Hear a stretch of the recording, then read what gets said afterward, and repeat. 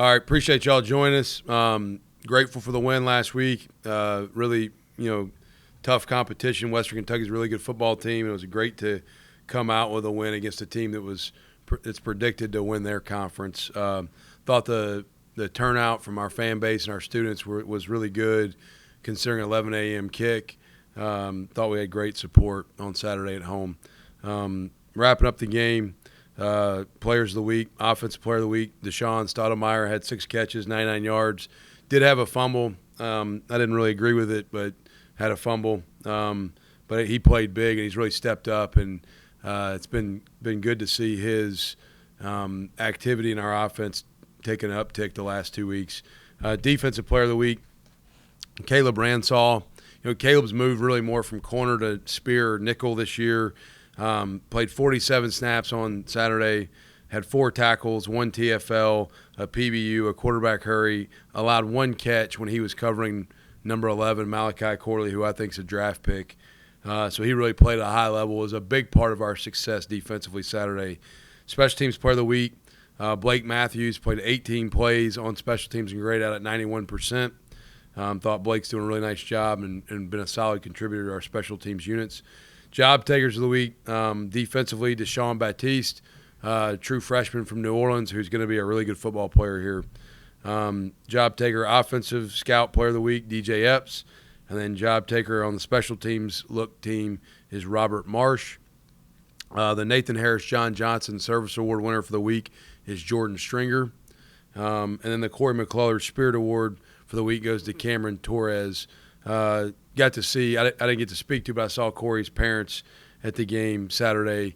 They're here a lot, and Cameron's doing a nice job just bringing great energy to our facility every day. And then the workout warrior of the week is Keyshawn Campbell. I think every week that we come up for a special teams job taker, defensive job taker, or workout warrior of the week, Keyshawn Campbell's name gets brought up by somebody for one of those 3 awards 4 weeks in. I'm excited about what his future looks like in our program. The good from Saturday, statistically, in a lot of areas, it really wasn't close. The score was closer than it probably needed to be. We had 521 yards of offense to their 288. We had 349 passing yards to their 268, and that's an outfit that usually out-throws the opponent. Our completion percentage was higher than theirs, too, which is a big deal. And we ran for 172 on the ground to their 20 yards rushing, which are all huge areas of success for us. We were 9 of 18 on third downs, which is big time to convert 50% of your third downs. They were 3 of 10. We were 2 of 2 on fourth downs, and they were 0 of 1. All right, so those numbers right there tell me we should have won more convincingly than we did. We played good in the field goal area. We played good in the punt area. Our punt pressure stuff was good. We had 1 really good kickoff return that got called back because of a penalty. But those things make me think we should have won the game more handily than we did. The bad is glaring. Offensively, ball security. We had 3 turnovers. And if that does not get fixed, we will not win another game. We also had 5 sacks and allowed 7 TFLs, which right now I'm not pleased with how we're playing in some of those areas.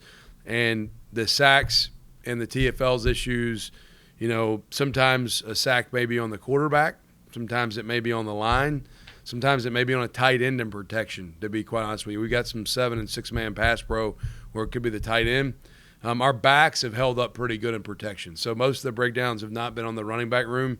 But we've got to get those things fixed and fixed fast from a turnover standpoint and a negative play in regards to sacks and TFLs if we want to win any more games this year. Because those 3 areas right there, turnover, sacks, and TFLs offensively, kept us from scoring 49 points or 42 points on Saturday probably. All right? So we've got to get that fixed fast. Defensively, the issues that I saw that we got to get cleaned up fast, just continue to clean up leverage and coverage. We played a post safety defense a couple times, and we're maintained inside leverage on a slot receiver when we got to be outside to funnel them to where our help is, which was frustrating.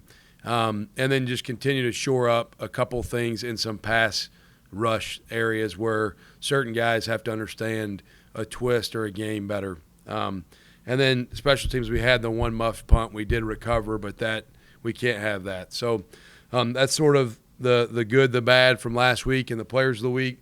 Looking ahead to what we've got coming at us now, another really quality team. Georgia State's 4-0, 1-0 in league play. They're playing good in all three phases. They're well coached. They've got great playmakers. On offense, it starts with their quarterback, and their running back is a great player as well. They've got as good a skill on the perimeter as we've seen from a collective standpoint. Like I thought number 11 from Western Kentucky last week was maybe the best receiver we had seen by himself. This is the best collection of receivers probably that we've seen so far. They've got a number of guys that can present issues for you, and their offensive line is well coached and veteran. Tight end play is solid as well.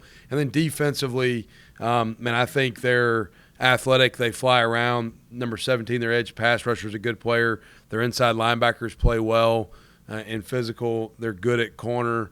They're athletic all over the place on defense. So kicking game, they do a nice job. They're well coached and they're sound. So they're 4-0 for a reason. We're 2-2. We need to get to 3-2. It's going to take a really good week of preparation and us to play a really clean game to have that opportunity.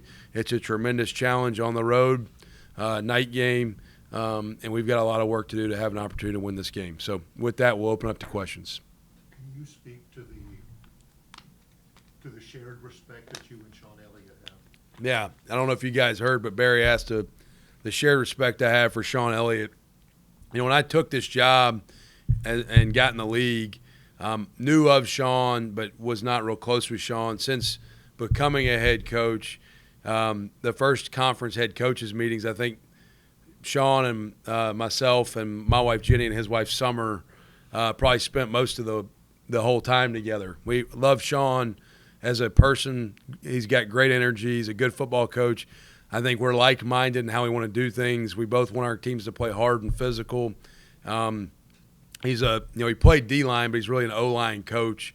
And I have a lot of respect for line of scrimmage play, and he does too. You can tell his team plays with his personality.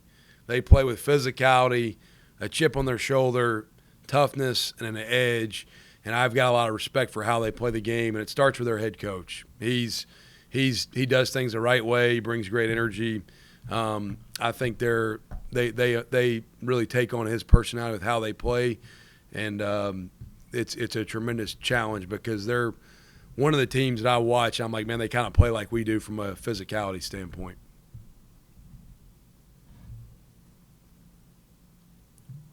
Hey, John, it's Jamal up at WSFA in Montgomery. You mentioned on Saturday kind of you're sort of finding out maybe what this team's identity is. Maybe you kind of know what that is, I guess, specifically. Kind of can you outline that for us and what you think this team's identity is? Yeah, our culture here is built on core values that will not change, and that's attitude, toughness, discipline, and love. I had not seen the resiliency or the toughness piece come to full fruition like I'd wanted yet with this team. I'm not saying they hadn't shown toughness. They have. We've put them through plenty of tough things to make them be challenged. But I think sometimes your response to adversity is when you really find out if you're tough or not. And we had faced some adversity. We faced plenty of it at Kansas State, and then the following week we lose a heartbreaker here at home to JMU. And I was waiting to see our response with a mentality that we were going to approach everything just with a chip on our shoulder, and I had not felt that yet the way I really want our program to resemble that. And, I think sometimes we all want things to happen really fast and come together really fast, myself included. We're a year and 4 games into trying to build this program the way we want it built, and I want us to be great immediately all the time.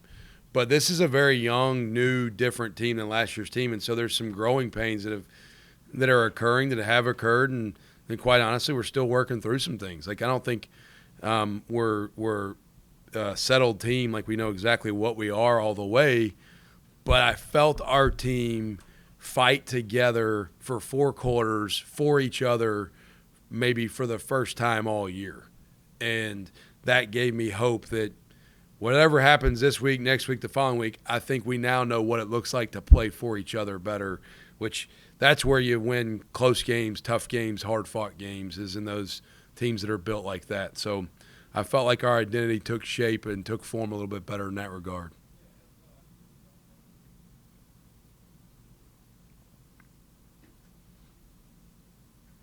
Anybody else? I guess I'll go again then. Georgia State, very impressive win over Coastal Carolina last week. What maybe jumps out on the film about that game that makes you maybe think that this Georgia State team might be a little bit different than, in years past?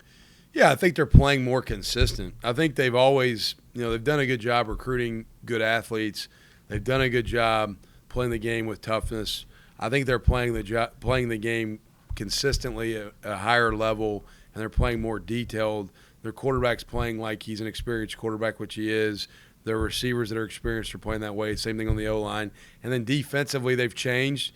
They were a little bit more structurally like us last year, and now they're Chad Staggs, their defensive coordinator. He was the DC at Coastal last year when we played Coastal, and you see them just they're a little bit cleaner in how they're playing the game this year, and they're probably taking advantage of opportunities that present themselves better. They're functioning and executing at a higher level. They've always had talent. They've always been well coached, but I think you're just seeing it come together better for them as a team. Hey, Coach. Sorry, my video's out, guys. Brianna with W2 Dothan. Is the game plan similar this week to get Kamani the ball a little bit more, or are you guys going to incorporate a little more passing this week? Yeah, it's early, and obviously you have to identify what's there for the taking. Like I referenced a couple weeks ago, JMU, we knew we had maybe some things there in the pass game. We got away from the run probably a little too soon. I mentioned this in our Sun Belt Conference deal earlier today. Adam Prendergast does a great job, our SID, in giving me some statistical stuff that it carries weight and merit. I love the analytical part of the game and studying how do we win, how does the other team lose. When Kamani rushes for 50 yards, Adam gave me a stat last week, we were 17-3 going into last week's game. Well, he ran for over 50 yards again. He ran for 126, I believe. So now we're 18-3. So it doesn't mean every game's going to be a 100-yard game, but when he's run for over 50, we're 18-3. So I do think him being able to get the run game going helps set up some things in the pass game. A lot of times, too, at running back, the more touches you get, the more of a flow you get into a rhythm in the game. I think I'm not sitting there saying we're going to give him 25 carries. I don't know that yet. But I do think him getting his touches matters for us to have a chance to be successful. Another thing I think we did a better job of last week is we rolled more running backs in the game. You saw Damian Taylor, who I thought did a nice job. He really he was banged up a little in training camp, but he's back fully healthy, we feel like now. Damian has sort of a DK vibe when he runs the ball. He's got a little bit more of a physical, downhill, power back mentality. And so that helps set some things up for Kamani. Asa played a good bit as well. He played a few snaps. And so that takes the load off of KV some from a rep count standpoint. But we need him to play at a high level, and we need to do a good job of game planning to get him his touches. The other thing, Kamani had 2 big catches last week on, third down. That one in the 4-minute drill at the end of the game, that's probably the game winner, really the game-winning play at the end. So we need to make sure he's an active part of the game plan for sure. Hi, Coach. Tyler White with WDHN. I was just wondering, can you talk a little bit about Gunner's performance so far this season and also the performance of the wide receiver group? Yeah, Gunner has done some things really well. There's been some things that I think he's got to improve upon. There's some sacks that I mentioned earlier that are on the offensive line. There's some sacks that are on maybe a tight end not making a block. Sometimes on a running back, even though our running backs I think have been good in protection this year so far. There's also some things our program needs Gunner to check our protection occasionally that would help us get in a better situation if it shows early enough. And then having a timing of, hey, the journey's over, get the ball out at times. But he's led incredibly well. He's got the locker room behind him. He's made some big-time throws. He's thrown for over 300 yards the last couple of weeks in each game, which is significant.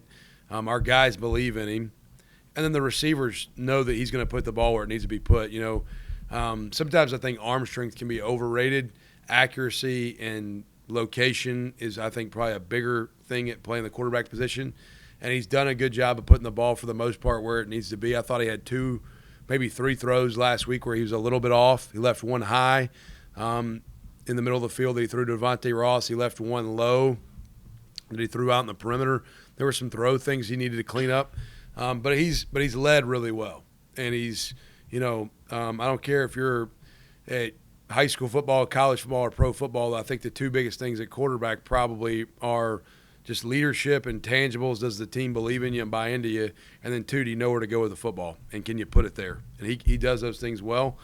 He's still got some things to clean up and improve upon. And then a receiver room, and I feel really confident in who our receivers are. Deshaun Stoudemire is probably the most proven veteran player.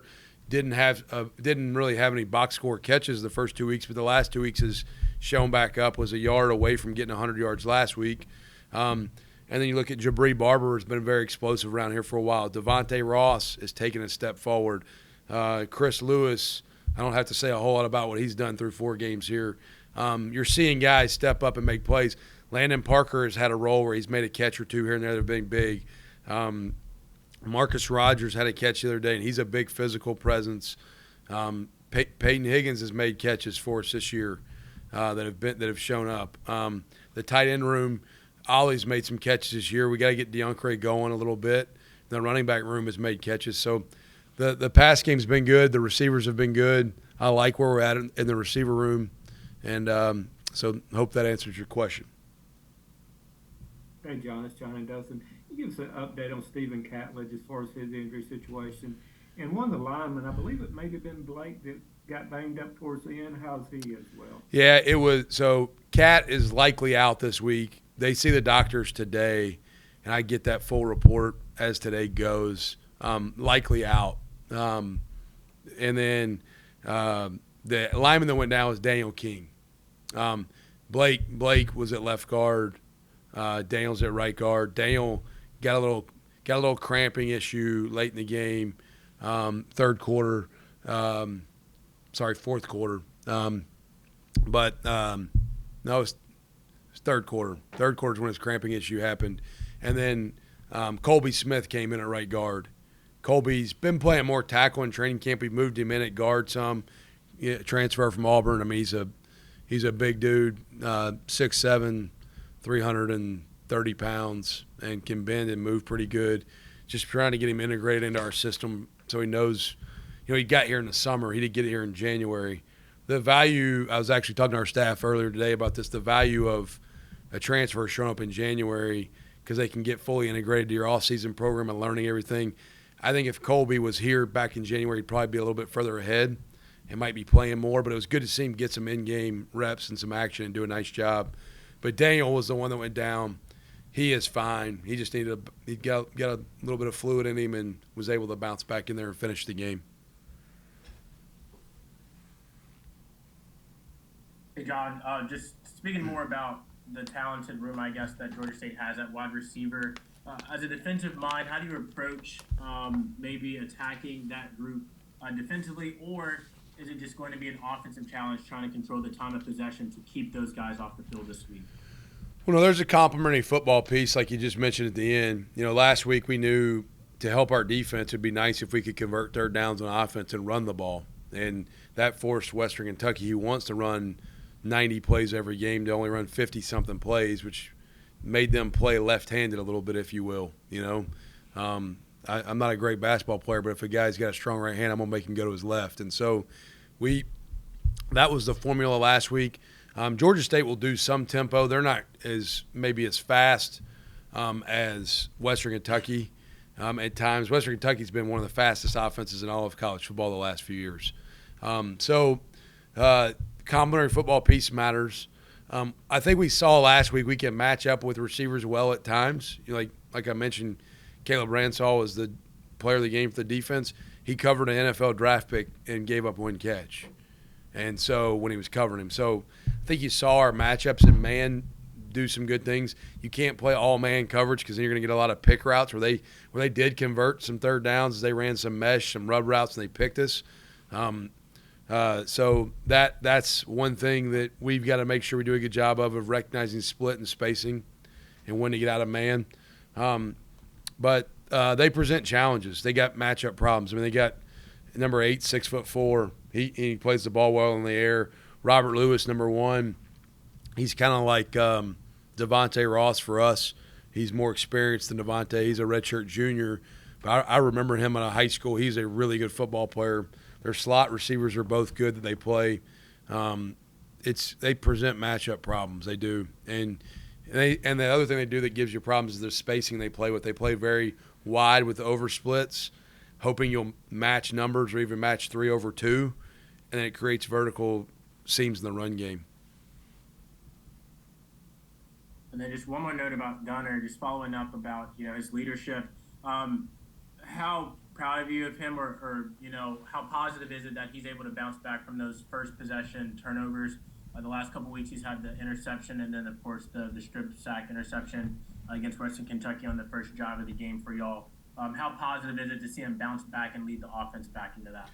Yeah, there's not a whole lot that's going to faze Gunner. He's got a little bit of like Doc Holliday from Tombstone. Like, he's going to stare down the barrel and just go. Like, he ain't going to back down. He's tough. He's gritty. Sometimes he may be a little too tough. I talk to our team a lot about there's a difference between being dumb tough and smart tough. Be smart tough. There's some times I'd like for him to maybe get the ball out sooner. And we've talked about, some of it was on protection at times too. But I don't worry about him responding. I really don't. Been here for a year and a half with him now, and I've seen Gunner do some things and say some things and come to me with some things that that will blow you away. I mean, there was a time last year where he understood it. Hey, coach, let Daggy play.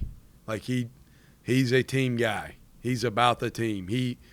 I think he has individual goals. I don't think he cares that much about them, though. I think he cares about the team more than anything. And so I think I don't worry about him bouncing back. But we do. There's still plenty we got to clean up to help him play better. With maybe how we're doing some stuff, and we're hard at work at that, and he is too. It's funny. The best thing I can say about Gunner that he's changed and that Daggy helped bring a year ago, when I came down here to do this downstairs, Gunner's up there watching film. He's been up there in an offensive room by himself. He's been up there on his own, just watching tape for like 2 hours. Like, he just watches tape all the time, so he cares. He's invested in his process of getting better, and he wants to be successful for the team.